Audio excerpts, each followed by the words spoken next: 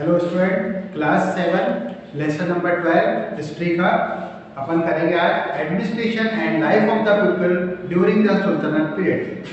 Administration means प्रशासन and life of the people, और उस समय जो सल्तनत पीरियड था उसमें प्रशासन का कामकाज कैसे था इसके बारे में अपन पढ़ेंगे। The administration during the saltanat period, पहले तो अपन पढ़ेंगे किस प्रकार एडमिनिस्ट्रेशन था। The changes that took place social, economic and religious life of the people, किस प्रकार के परिवर्तन हुए। सोशल माने सामाजिक, इकोनॉमिक माने आर्थिक और रिलीजियस माने धार्मिक, क्या क्या परिवर्तन हुए। The main feature of the भक्ति मूवमेंट, और अपन इसमें पढ़ेंगे भक्ति मूवमेंट्स जो चले उसके बारे में। During the 320 years of the saltanat rule, 320 साल जो सल्तनत रूल के थे उस समय the Muslim ruler brought many changes, जो मुस्लिम शासक थे उन्होंने बहुत सारे परिवर्तन किए in the administration as per the tradition and need, administration में भी, प्रशासन में भी और ट्रेडिशन में, रीति रिवाज में और जरूरतों में। Likewise many change came about the Indian society, उस प्रकार से बहुत सारे चेंजेस आए इंडियन सोसाइटी में, कल्चर में, कल्चर माने हमारी संस्कृति, लैंग्वेज भाषा, लिटरेचर जो अपन लेखन साहित्य, आर्किटेक्चर, आर्किटेक्चर मतलब जैसे कि आप किसी प्रकार का मॉन्यूमेंट्स हो गए, इंस्क्रिप्शंस हो गए, टॉम वगैरह, रिलीजन माने धर्म। After coming in contact with Muslim, तो ये बहुत सारे मुस्लिम लोगों से कांटेक्ट में आने के बाद आपके कल्चर, आर्किटेक्चर है ना, लैंग्वेज, सब चीज़ों के ऊपर कुछ परिवर्तन आए, वो सब अपन इसमें पढ़ेंगे। पहला अपन पढ़ेंगे एडमिनिस्ट्रेशन, प्रशासन। The sultan was all powerful, सुल्तान को सर्वशक्तिमान माना जाता था। He was believed to be the representative of God, उसको भगवान का प्रतिनिधि, ईश्वर का प्रतिनिधि माना जाता था। After he ascended the throne, the Khutba was read in his name, और जब वो गद्दी पे बैठता था तो उसके नाम का खुतबा पढ़ा जाता था। And new coins were also issued, और नए सिक्के जो है चलाए जाते। The wazir, ulema and nobles assisted him in administrative matter, वजीर हो गए, उलेमा हो गए और नोबल्स, ये सब उच्च लोग जिनके विचार जो है वो लोग बड़े मायने रखते थे उस समय एडमिनिस्ट्रेटिव वर्क में, तो उनके विचार सुल्तान सलाह लेते थे उनकी। The 4 important department of the government, तो 4 इम्पोर्टेंट डिपार्टमेंट है गवर्नमेंट के, कौन कौन से। रेवेन्यू एंड पब्लिक एडमिनिस्ट्रेशन, पहला रेवेन्यू माने कर, टैक्स, पब्लिक एडमिनिस्ट्रेशन मतलब लोक प्रशासन। द मिलिट्री डिपार्टमेंट मतलब जो आपका सेना से संबंधित। द स्टेट करस्पॉन्डेंस, जो राज्य हैं उनके बीच में जो विचार विमर्श, आदान प्रदान है ना, वो। Department of religious affair and education, वो डिपार्टमेंट जिसमें धर्म से संबंधित है ना मसले, एजुकेशन माने शिक्षा से संबंधित मसले, वो देखे जाते हैं। तो अपने 3 प्रकार 4 प्रकार में इसको डिवाइड कर दिया। This department were known as, ये डिपार्टमेंट किस नाम से जाने जाते थे। दीवाने विजारा, दीवाने अर्ज, दीवाने इंशा एंड दीवाने रिसालत रिस्पेक्टिवली, है ना, अलग अलग उनके नाम थे। The provinces were divided in 6, और प्रोविंस जो प्रांत थे उनको काय में डिवाइड किया था इन्हें 6, और 6 को परगना में डिवाइड करा था। The head of the province, जो प्रोविंस का जो हेड था उसको अपन कहते थे मुफ्ती या वली। The shiq was headed by shiqdar, सिख का जो हेड था सिकदार, and pargana was headed by amir, और परगना का जो हेड था वो आमिर कहलाता था। In the 13th century sultan divide their kingdom into military area, 13वीं शताब्दी में सुल्तान ने जो राज्य है उसको मिलिट्री एरिया में डिवाइड कर दिया। There were known as iqta, और उसका नाम क्या दिया उन्होंने, इक्ता। The holder of iqta were called iqtadar, और जो इक्ता जो एरिया है जिसको कहते थे उसका जो जिस पर पकड़ थी जिसकी, उसको बोलते थे इक्तदार। और इस चीज को स्टार्ट करने वाला था इल्तुतमिश, क्या नाम था, इल्तुतमिश। तो administration, society, the 2 main religious group of population were Muslim and Hindu, यहाँ पे पॉपुलेशन जो है सबसे ज़्यादा जनसंख्या मुस्लिम और हिंदू लोगों की थी। द अरिस्टोक्रेट, अरिस्टोक्रेट उन्हें कहते हैं क्योंकि जो कि राज्य के अंदर बहुत ऊंची पदवी पर होते हैं, जैसे कि आमिर, सुल्तान, सरदार। Followed the sultan and lived a life of luxury and splendour, और ये इनकी जो लाइफ होती है बहुत लग्जरियस लाइफ रहती है, क्योंकि इनके पास कोई पैसे की संपत्ति कोई कमी नहीं होती, और ये सुल्तान के खास रहते थे। दूसरा, the Brahmin and ulema were looked upon with respect, जो ब्राह्मण होते हैं हिंदू धर्म में और उलेमा मुस्लिम में, इनको बड़ा इज्जत की नज़र से देखा जाता है। The caste rules were strictly followed, जो कास्ट के रूल हैं, जाति के जो नियम हैं वो बहुत स्ट्रिक्टली फॉलो किए जाते हैं। The women did not enjoy much freedom, उस समय में लोगों को, महिलाओं को ज़्यादा छूट नहीं थी, स्वतंत्र नहीं थी। And the purdah system became very common, और उसमें उस जमाने में पर्दा सिस्टम था। The practice of child marriage, बच्चों का पुनर्विवाह, पॉलीगैमी, बहुविवाह, एंड सती सिस्टम। सती सिस्टम मतलब सती उसे कहते थे कि जब किसी के हस्बैंड की डेथ हो जाती थी तो महिला भी जोहर कर लेती थी, वो खुद भी चिता में जल जाती थी, वो सती system was prevalent in society. उस समय इसका बड़ा रीति रिवाज था। The Muslim ruler followed the practice of keeping slaves, जो मुस्लिम शासक थे वो गुलाम रखते थे। स्लेव माने होता है गुलाम। They had a large number of slave, इनके पास बहुत ज़्यादा नंबर मात्रा में गुलाम थे। It is said that Firoz Shah had 1,80,000 slave, ऐसा कहा जाता है कि फिरोज शाह के पास 1,80,000 गुलाम थे। The traveller from Morocco, Morocco का ट्रैवलर जो था was impressed by Hindu hospitality, वो हिंदू लोगों की स्वागत सत्कार से बड़ा प्रसन्न हुआ, जो मोरक्को से चल के आया था। नेक्स्ट है economy. The life in the village continue as before, जो गांव का जो माहौल था वो जैसा था वैसा ही। Agriculture was the most important source of economic prosperity. Agriculture माने कृषि, है ना, खेती बाड़ी, वो इंपॉर्टेंट सोर्स था, वो सोर्स था इकोनॉमिक प्रॉस्पेरिटी। इकोनॉमिक का मतलब होता है आर्थिक, प्रॉस्पेरिटी का मतलब समृद्धि। तो आर्थिक समृद्धि का सबसे बड़ा सोर्स क्या था? एग्रीकल्चर, खेती बाड़ी से लोग संपन्न होते थे गांव में। And the main occupation of the people, और एक मेन ऑक्यूपेशन है गांव का खेती बाड़ी। ट्रेड फ्लोरिश इन सिटीज, व्यापार कहाँ बढ़ा? सिटीज में। ब्रॉच, खंबात, मुल्तान, लखनऊ, सोनागांव, ये इंपॉर्टेंट सिटी थे और पोर्ट भी थे। पोर्ट मतलब वो बंदरगाह है जहाँ से समुद्री मार्ग से सामान को एक स्थान से दूसरे स्थान ले आए। तीसरा point, artisan lived in different part of cities, जो आर्टिजन है, जो कला वगैरह के हैं, कला के क्षेत्र के लोग, वो सिटीज में अलग अलग हिस्सों में रहते थे।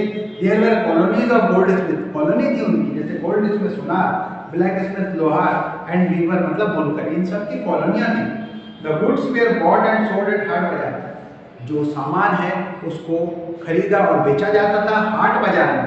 Delhi was a great trade centre where goods were brought from different part of country. Delhi एक बड़ा ट्रेडिंग सेंटर था जहां पर गुड्स को मंगाया जाता था कंट्री के अलग अलग हिस्सों से। Foreign trade flourish in India both by land and sea route, विदेशी व्यापार जमीन के माध्यम से भी होता था और सी के माध्यम से भी होता था। The main articles of the export, वो कौन कौन से आर्टिकल जो एक्सपोर्ट किए जाते थे वो थे, एक्सपोर्ट माने क्या होता है? एक्सपोर्ट माने बाहर भेजना और इंपोर्ट माने मंगाना। तो एक्सपोर्ट क्या क्या किया जाता है? Cotton, silk yarn, herbs, herbs माने जड़ी, मेडिसिनल जो हर्ब्स, मेटालिक वेजल्स, आइवरी, आभूषण, आइवरी मतलब होता है आभूषण, है ना, सोने चांदी ये बड़ा, ग्लास वेयर्स, ग्लास की चीजें, है ना, कांच की, एंड हॉर्सेस वेर इंपोर्टेड। तो जो एक्सपोर्ट किए जाते हैं वो थे cotton, silk yarn, herb, metallic vessel, Ivory, और जो इंपोर्ट किए मंगवाए जाते थे वो ग्लास वेयर्स और हॉर्सेस, इनको इंपोर्ट किया जाता था। नेक्स्ट है the main source of revenue of the state was tax on land. Revenue जो कर जो था वो बड़ा स्रोत था, है ना, वो कैसे दिया जाता था? जमीन के ऊपर लगाया जाता था, tax on land, which was 1/2, है ना, 1/2, 1/3 ऑफ द टोटल प्रोड्यूस, आधा लिया जाता, जितना आप प्रोड्यूस कर रहे हो उसका आधा भी लिया जाता था और 1/3 भी लिया जाता था, अलग अलग था। The other source of revenue है टैक्स ऑन इरिगेशन, और जो दूसरे सोर्स थे टैक्स के वो था इरिगेशन हो गया, टोल टैक्स हो गया, मिनरल एक्सट्रैक्शन, मतलब आपने खनिज की खुदाई करना है, एक्सट्रैक्शन माने खुदाई करके निकालना है, एक्सट्रैक्ट करना। मिनरल जो जमीन के नीचे होते हैं उनको एक्सट्रैक्ट करने पर टैक्स लगता था, प्रॉपर्टी टैक्स लगता था, एंड टैक्स ऑन पिलग्रिमेज, धार्मिक यात्रा होती थी उसके ऊपर टैक्स लगता था। तो कई प्रकार के टैक्स थे जिससे कि राजा अपने राज्य को चलाता था।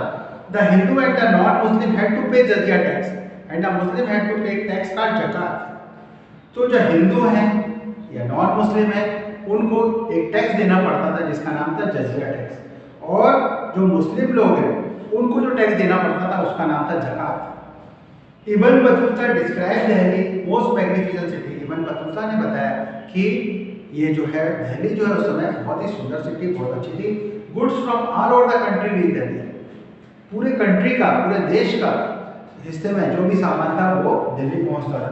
The sultan introduce silver coin, सुल्तान ने जो कॉइन सिक्के चलाए उसका नाम था टका, एंड कॉपर कॉइन्स कार्ड, और जो कॉपर के सिक्के चलाए उसका नाम था दिरहम।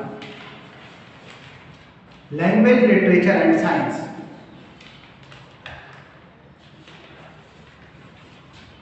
The temples and mosque were the primary education centre, temple हो उस समय मंदिरों में या मस्जिदों में रह के प्राथमिक शिक्षा बच्चों को दी जाती थी।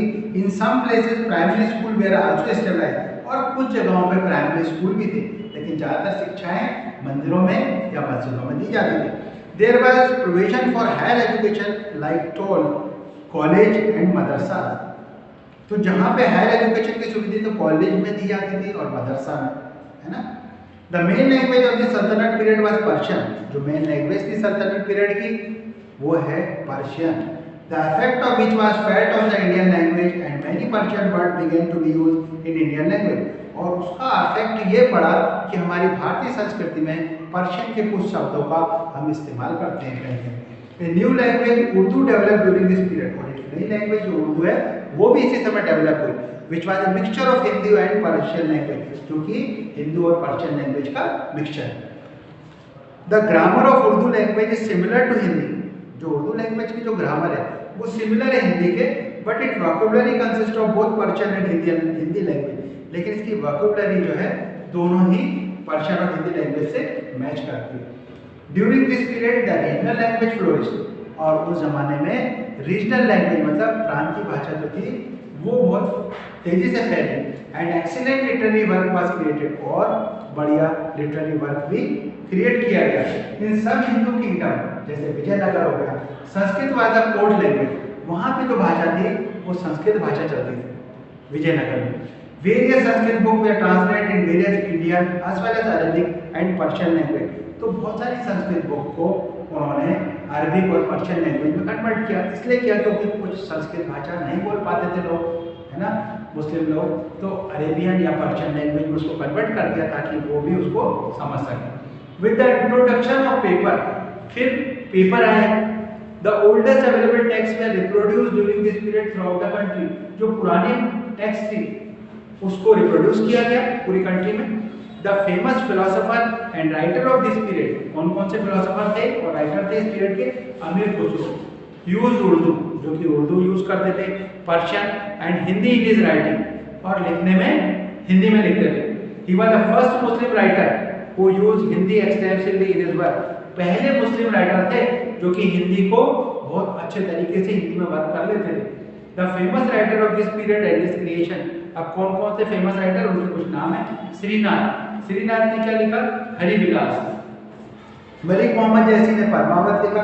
अमीर खुसरो ने पहेलियां, मुकरियां, नरपतिनाल, विशाल देव रासो और कुमाऊं रासो, ये सब ग्रंथ वगैरह जो एपिक्स वगैरह हुए, है ना, इस प्रकार से इन्हें कुछ लिखा, राइटिंग कुछ लिटरेचर वर्क है इनका। इसके बाद Vidyapati, couplet in Maithili language, दोहे, कपल मान होता है दोहे, Maithili language.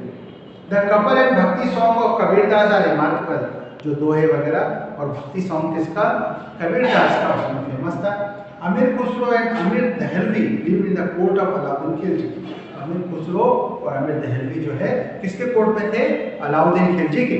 Khusro was known for his riddles, पहेली के लिए फेमस थे खुसरो, कपल दोहे के लिए और कवाली के लिए। नेक्स्ट है medicine. During this period Maulana Badruddin, Maulana Sadruddin and Azimuddin way the famous physician, ये सब फिजिशियन थे, मेडिसिन में दवाई वगैरह के उसमें काम करते थे। मशेंद्र एंड जोग वर फेमस सर्जन, सर्जन मालूम है सबको, मशेंद्र एंड जोग नाम फेमस था उनका, वो फेमस सर्जन थे। बर्नी इन his book Tarikh Firozshahi has given a long list of physician, और बर्नी ने एक बुक दिया जिसका नाम था तारीख फिरोजशाही, जिसके अंदर एक फिजिशियन की बहुत बड़ी लिस्ट है। नेक्स्ट है आर्किटेक्चर।